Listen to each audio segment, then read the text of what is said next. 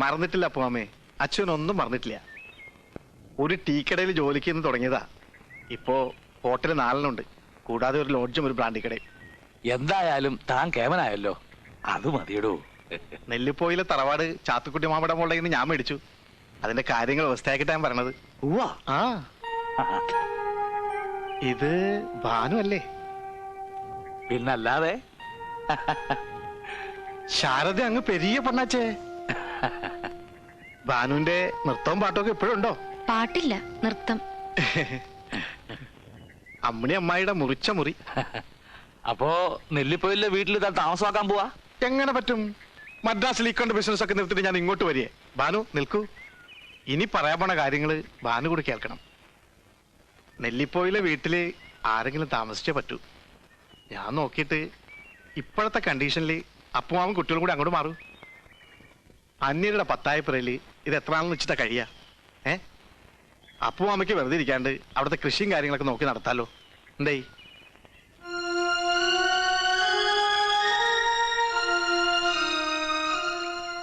എന്താ ഭാനു ആരും ഒന്നും മിണ്ടാത്തെ? എന്നെ അന്യനായിട്ട് കാണാ? ഏയ് അങ്ങനെ പറയല്ലേ അച്യുതാ, കുട്ടിമാളും എന്റെ സ്വന്തം പെങ്ങളല്ലേ. ആ പെങ്ങളുടെ സ്വന്തം മകനല്ലേ വിളിക്കുന്നേ. എന്താ ഭാനു?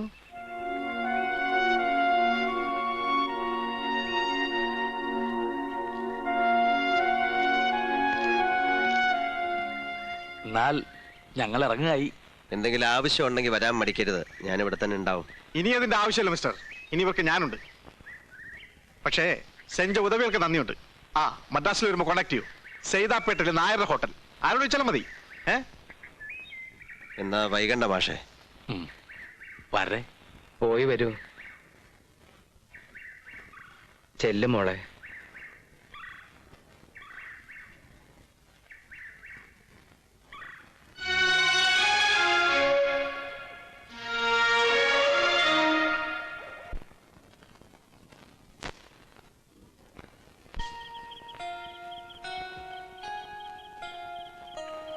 ഞാൻ ആലോചിക്കുക ഓരോ മാറ്റങ്ങള്. നീലൻ സർക്കിട്ടും നായാട്ടും നിർത്തിയപ്പോ ഒരുത്തനെ ഇങ്ങോട്ട് കാണാനില്ലാന്നായി. ഇനി കൂടെ നിന്നിട്ട് കാര്യമില്ലാന്ന് അവറ്റയ്ക്കൊക്കെ ബോധ്യായി. ഇപ്പൊ അപ്പുമാഷും കുട്ടികളും കൂടി പോയപ്പോ എന്തോ നമ്മൾ രണ്ടുപേരും തീരെ ഒറ്റയ്ക്കാണെന്ന് ബോധ്യാവുക. പണ്ടേ അറിയണമായിരുന്നു അത്. ഞാൻ CS എഴുതുകയായിരുന്നു ഡൽഹിയിലുള്ള. വരേ. കുറച്ചു ദിവസമായിട്ട് ഞാൻ ചിന്തിക്കുക, നമുക്കൊരു യാത്ര പോവാം. നല്ല കാര്യം. ഒന്ന് മാറി നിൽക്കണത് നല്ലതാ. എങ്ങടാ ഉദ്ദേശം? ഹരിദ്വാർ, ഋഷികേശ്, കേദാരം, ബദരി. എന്താ? ഡൽഹി ചെന്നിട്ട് CS പ്രോഗ്രാം പോലെ ഫ്രീ ആണെങ്കിൽ അയാളെ കൂട്ടാം. എന്നാൽ അതിനുള്ള ഏർപ്പാടുകൾ ഉടനെ നോക്കിക്കോളൂ. ഉടനെ പറഞ്ഞ ഇവിടത്തെ കാര്യങ്ങളൊന്നും വ്യവസ്ഥയാക്കാണ്ട് എനിക്ക് വരാൻ കഴിയുമോ? ഇവിടുത്തെ കാര്യങ്ങള് വീട് പൂട്ടി താക്കോല് കുഞ്ഞമ്പ് നരയിപ്പിക്കുന്നു. എന്നിട്ട് നാളെ തന്നെ വിടുക. അല്ല, നീലന്റെ ഏർപ്പാടെന്ന് പറയുമ്പോ രണ്ടും കൽപ്പിച്ചായിരിക്കുമല്ലോ. അതിനാടോ ത്രില്ല്. മുൻകൂട്ടി നിശ്ചയിക്കാത്ത യാത്ര. കാശിയിൽ നിന്ന് തുടങ്ങാം. പിന്നിട്ട വഴികൾ, അഴുക്ക് ചാലുകൾ, ചെയ്തു പോയ തെറ്റുകൾ, ഭൂതകാലത്തിന് മുഴുവൻ ബലിയിട്ട് പ്രായച്ചിത്തം നടത്തിയ ഒരു യാത്ര.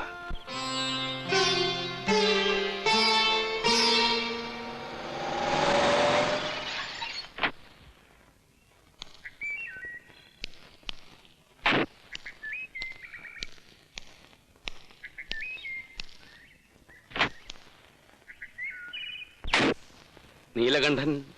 അതെ. കയറിയിരിക്കാം. വേണ്ട, ഞാൻ പണിക്കർ, ഡൽഹിയിലാണ്. അടുത്തടുത്ത് വന്നായിരുന്നു. തിരിച്ചു പോകും മുമ്പ് നിങ്ങളെ കാണുന്ന ഒരു അത്യാവശ്യമാണെന്ന് തോന്നി. എനിക്ക് ആളെ മനസ്സിലായില്ല കേട്ടോ. എന്നെ മനസ്സിലായില്ലെങ്കിലും മൈലുകൾക്കപ്പുറത്തുനിന്ന് ഞാൻ ഈ നാട്ടിലേക്ക് വന്നത് ഒരാളിനെ കാണാനാണ്.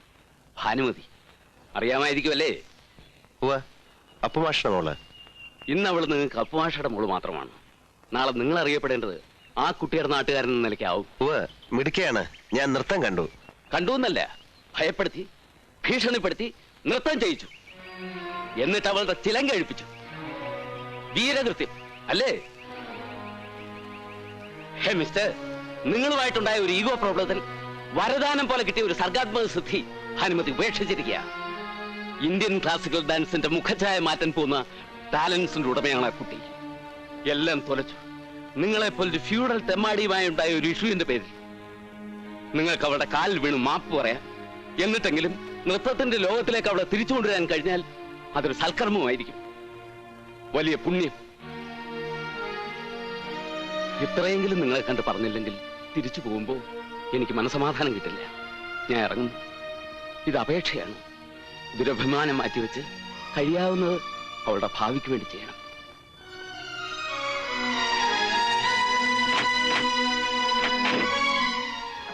എന്താ അയാൾ ഉപയോഗിച്ച പ്രയോഗം? ഫ്യൂഡൽ തെമ്മാടി. കൊള്ളാം.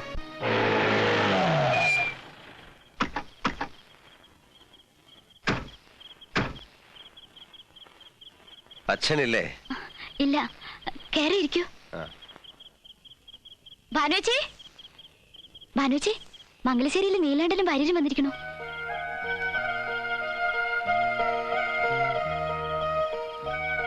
ആ, അച്ഛൻ എപ്പോ വരും കുട്ടി? എത്താറാവുന്നതേ ഉള്ളൂ. കുടിക്കാൻ എന്താ? ചായ വേണം.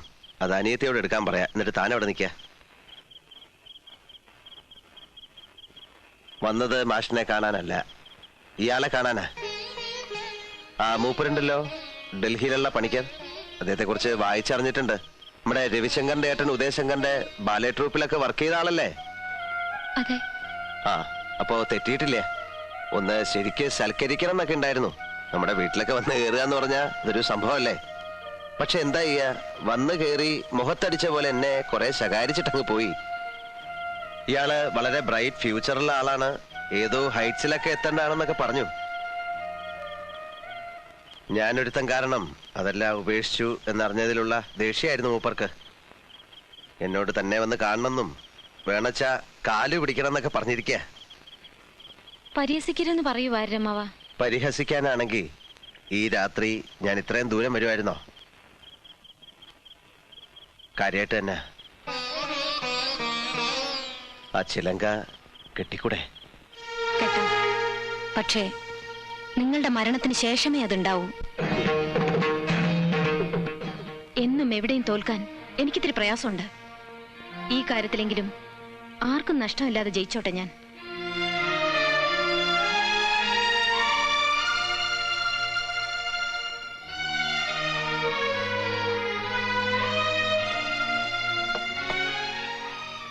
വാര്യരെ, അതൊരു ഉറച്ച മനസ്സിൽ നിന്നുള്ള മറുപടിയാ. അത്രയും വേണ്ടിയിരുന്നില്ല ഭാനുവച്ചി. വേണം മോളെ. എന്റെ കണ്ണീന്നൊഴുക്കിയ ചോരയ്ക്ക് ദൈവം കൊണ്ട് മുന്നിൽ നിർത്തിയതാ. എന്നാലും ആരുടെ മുന്നിലും തലകുനിച്ചിട്ടില്ലാത്ത ആളാ. ഇവിടെ കയറി വന്ന് ചെയ്ത തെറ്റിന് മാപ്പ് പറയുന്നതിന് തുല്യല്ലേ ഇത്? അപ്പൊ പിന്നെ ചേച്ചി ഒന്ന് താഴ്ന്നു കൊടുക്കായിരുന്നു. ഒന്ന് നോവിക്കണമെന്നേ ഉണ്ടായിരുന്നുള്ളൂ. അത് കൂടിപ്പോയെങ്കിൽ ഞാൻ ക്ഷമ പറയാം. അത് വേണം. അഹങ്കാരി എന്നൊരു പേര് എന്റെ ചേച്ചിക്കുണ്ടാവരുത്.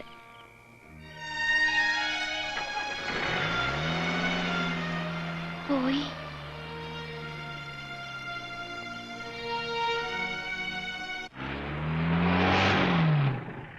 മിടുക്കിയ അല്ലേ വാര്യരെ? മനസ്സുറപ്പ്. അതാണ് ക്യാരക്ടർ എന്ന് പറയുന്നത്. ഇതാ പെണ്ണ്. ഇത്രയും നാൾ കണ്ടതല്ല ശവങ്ങളായിരുന്നു. തനിക്കറിയോ വാര്യരെ, അവളുടെ ശാപം അതാണ് എന്നെ നിലതെറ്റിച്ച് ചുഴറ്റിയടിച്ചത്.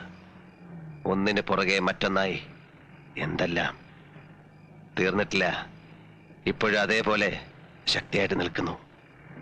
ഏത് ഗംഗയിൽ മുങ്ങണം, ഏത് മൂർത്തിയുടെ മുന്നിൽ പ്രായശ്ചിത്തം ചെയ്യണം അറിയില്ല.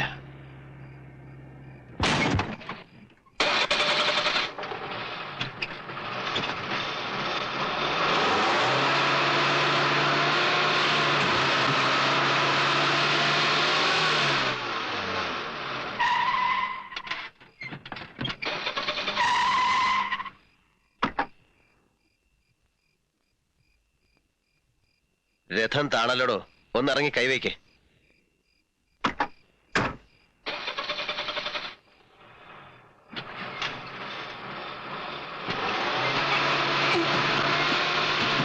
എന്റെ ഈശ്വര, ഇതൊന്നും ആവണില്ല. ആ,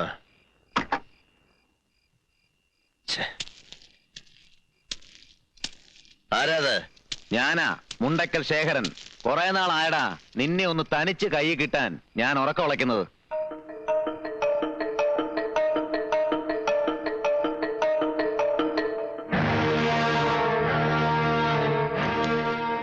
വരരെ ജീപ്പിൽ കയറിയിരുന്നുള്ളൂ.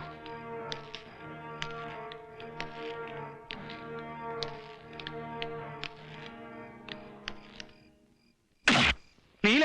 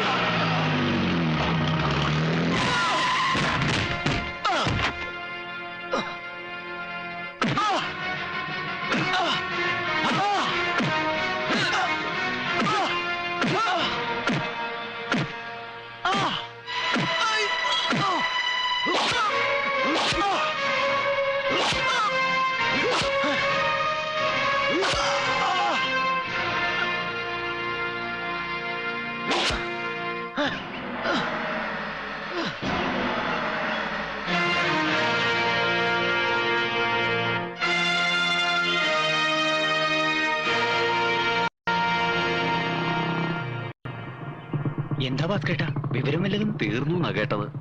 ഞാൻ മരണ വഴിക്ക് നമ്മളെ ചന്ദ്രൻ നായരെ കണ്ടിരുന്നു. മൂപ്പര് പറഞ്ഞ അറിവാ. തീരാണ്ട് നിൽക്കൂ, വെട്ടി കീറി കളഞ്ഞില്ലേ?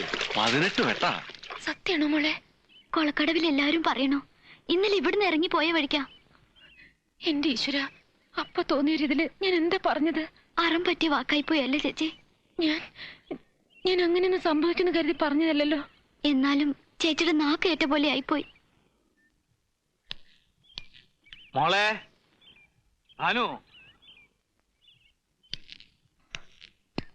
അച്ഛൻ അറിഞ്ഞോ? കേട്ടു.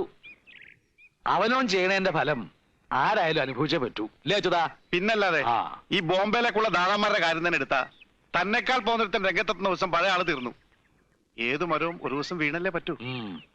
ചെയ്തു കൂട്ടിയ ദുഷ്ടതയ്ക്ക് കിട്ടി എന്ന് കൂട്ടിയാ മതി. ഞാനിന്ന് പോവാ.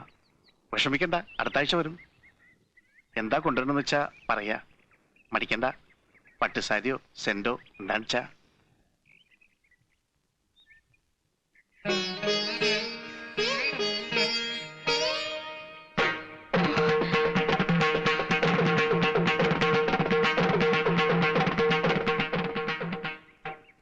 ദേവി, മരിക്കണമെന്ന് ഞാൻ ആഗ്രഹിച്ചിട്ടില്ല, അങ്ങനെ ശപിച്ചിട്ടുമില്ല. കേട്ടതൊന്നും സത്യാവരുതേ. ഒരു ചുറ്റുവിളക്ക് തെളിയിക്കാം. ജീവൻ കൊടുക്കണേ എന്റെ ഭഗവതി, ഇല്ലെങ്കിൽ ഈ ജന്മം എനിക്ക് സ്വസ്ഥത കിട്ടില്ല. ജീവൻ പോയിന്നും ഇല്ലാന്ന് 2 വർത്താനമുണ്ട്. ഏഴിലക്കരക്കാരുടെ നാക്കല്ലേ, ചത്തല്ലെങ്കിലും പറഞ്ഞു കൊല്ലും.